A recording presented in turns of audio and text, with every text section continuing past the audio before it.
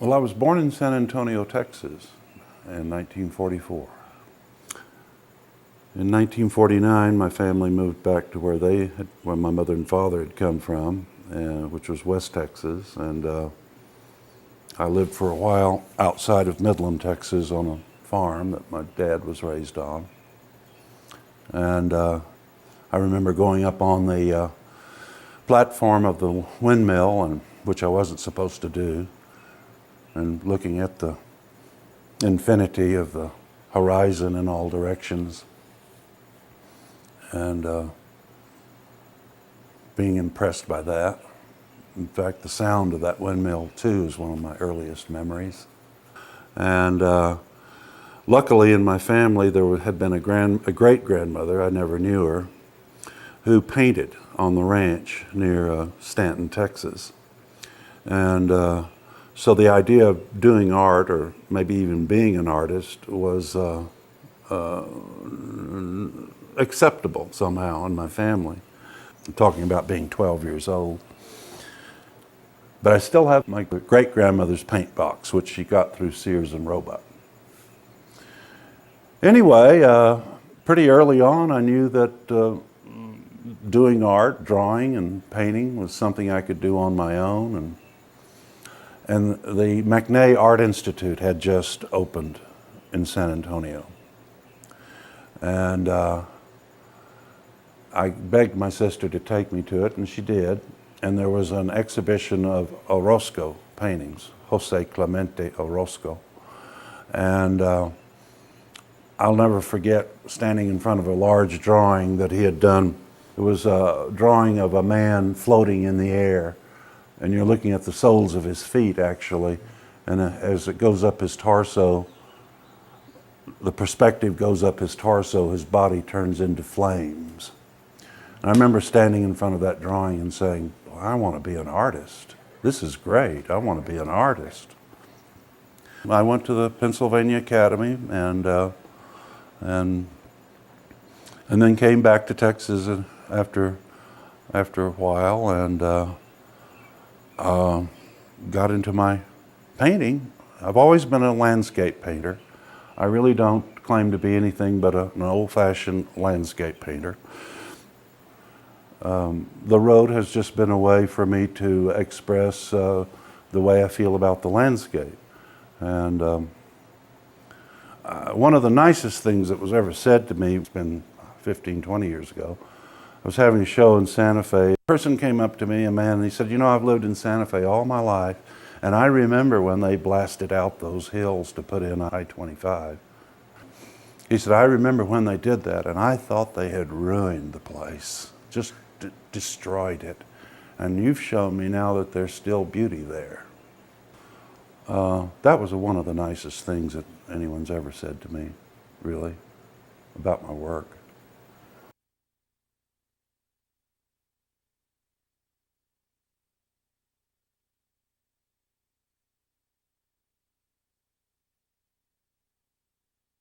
Well, I grew up here in Taos, New Mexico. During World War II, my parents moved all around, but they moved back here immediately after the war, and I've been here ever since. My granddad came here in 1898 the first time, and just he liked it here, so he ended up staying. And by the 20s, my granddad built this house and started bringing the whole family out here. One of my aunts, Belle McCausland, built the Sagebrush Inn originally back in 1934 or thereabouts. My mother came here actually in the 30s to study with Andrew Dasberg and end up staying and meeting my dad, who actually my mom, I think, rented my grandfather's house over on the Loma back sometime late 30s and met my dad that way. She does what's called academic impressionism, which everybody was taught back then in college. I used to walk along with her, and we'd go looking for places to paint, and I had a little set of watercolors, and she had her easel and set up for standing up and painting oils along the roads. And I can just remember going along with her way back and sitting on the ground and drawing and scribbling in watercolor. And in high school I got into taking art classes always, and I kept trying to avoid it. I started majoring in psychology after I'd done the year of architecture, and a couple of years of that, I realized I wasn't going anywhere with that. I didn't know what I would do. And meanwhile, I'd been painting all along on the side because I was an illustrator at the time I was in the military. So I just kept working on doing painting. And then I found this teacher, Sam Smith, and I took a class with him that was an elective, and I started getting A's from it. I ended up with a total, minor in Sam Smith with 18 hours of A at UNM, so it didn't make much sense to do anything else at that point. And then I started selling paintings in the galleries here early on, back in the late 60s. And I've just been doing that ever since. I was influenced by Victor Higgins a great deal with his color, use of color, and a simplification of design, I would say, which is something I've done gradually over the years. Don't try and put too much in a painting. I'd say I just was born to be an artist.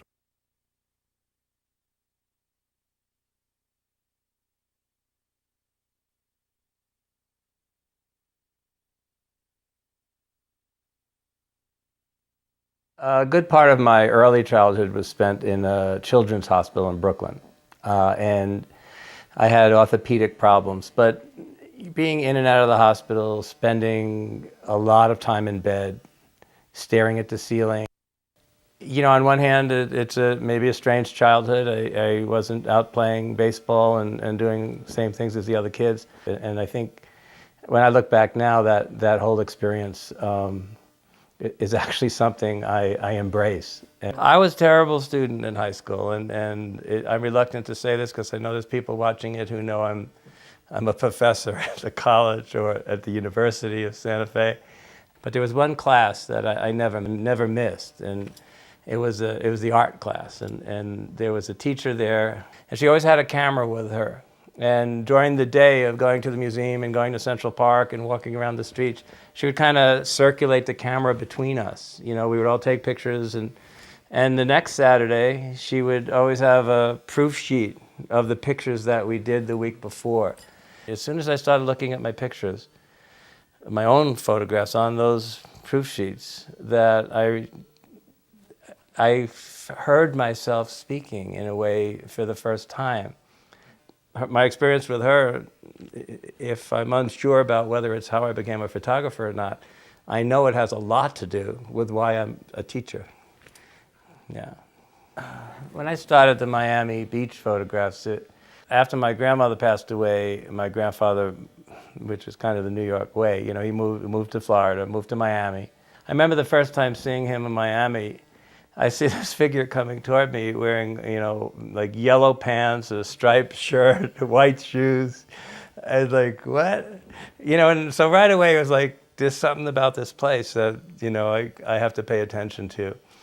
And when you start seeing under the veneer of it all, you know, it's sunshine, it's safe, it has so many things to offer from the New York life. You know, but it was clear that it was almost a dumping ground. You know, you have to pay attention to that, and I know we're probably one of the few cultures that we don't take in our elders in the same way so many other tribes do. Really, for me as a photographer, I think one of the greatest things I've done for me personally is my father was in the invasion in Normandy, D-Day, and for the 50th anniversary, I was fortunate enough to be able to bring my father and my mother on this trip back to Normandy. You know, my father would always talk about his experience with the war. It was my bedtime stories. You know, he would tell me war stories, and I just never got it.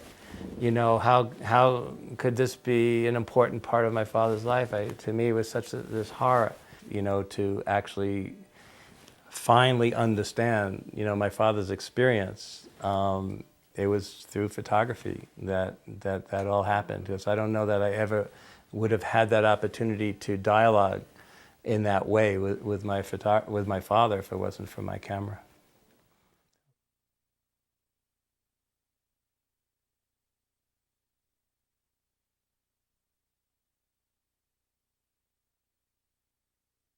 I was born in San Luis, Colorado, and my grandfather, who was a sheep herder, when he went off, he would take items, articles with him to draw and paint and write. I happen to have a pencil drawing on flour sack. It's a devotional piece. It's the Good Shepherd, and it's a treasure. He started a tradition in our family that I hope to continue and pass on to the young people in my family, and so I'm teaching them as well. We grew up in a very different family where we had many of the northern New Mexican customs. I still remember my grandmother canning meat and fruit and growing beans and that sort of thing. My grandmother was a weaver, as I found out later. And so my sister and I know these customs, soap making and filling the mattresses with wool. I remember all of this. But it was there that my dad would sit out with us to, as I said, keep us busy. And he taught us, especially the girls, how to make hollyhock dolls out of the hollyhock bloom. And for that reason, I incorporate hollyhocks in many of my pieces. It's telling the story about me. And hollyhock in Spanish means is vara de San Jose, or varita de San Jose, the staff of Saint Joseph. So I definitely include it in pieces that include Saint Joseph. My father was an auto mechanic, and he had a very famous client, and one of the Cinco Pintores, Joseph Bacos. And one day I was about 15, and my father asked me to come over to the garage so that I could show his client my drawing tablet. And I had drawn pictures of the Beatles. And of course, he was a very nice man, but he proceeded to, in an effort to encourage me, he proceeded to draw all over Paul McCartney. And I wasn't really happy about that. He drew over my pencil drawing, which in fact I was very proud of. And I just now wish I had gotten him to sign it.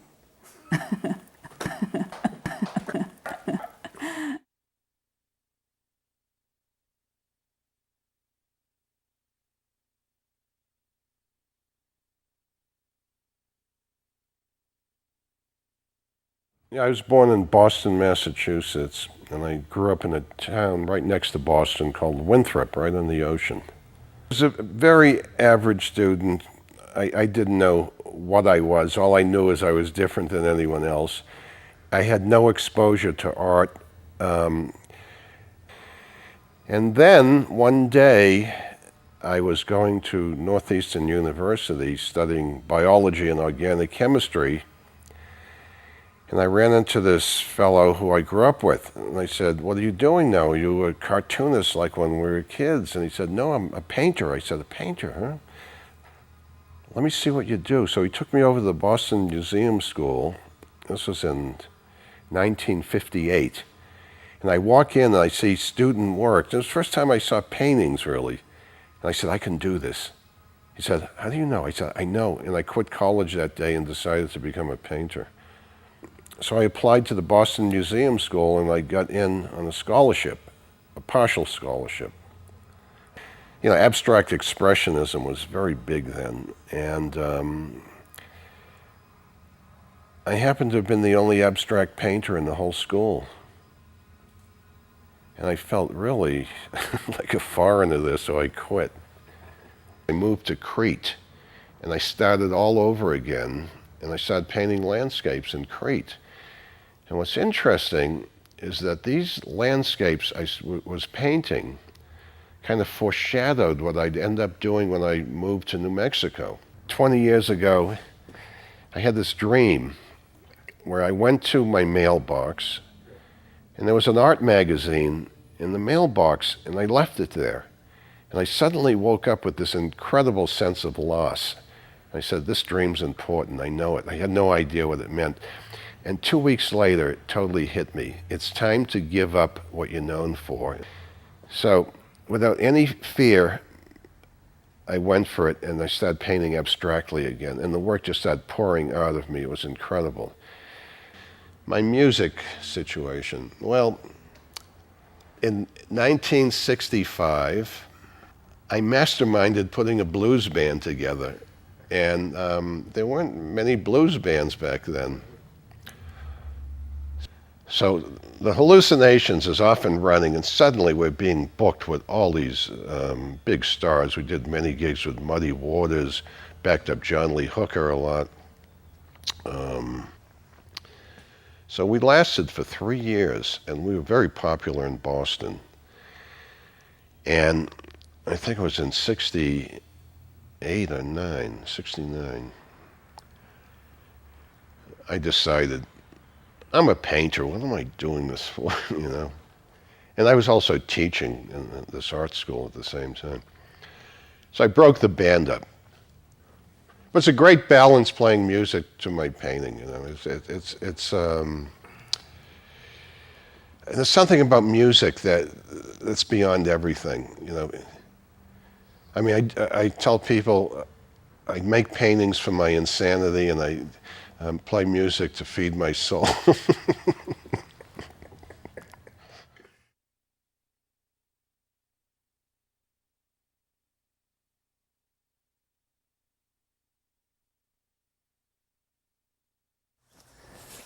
The first 5 years of my life was made up of growing up in an area called No Fire Hollow.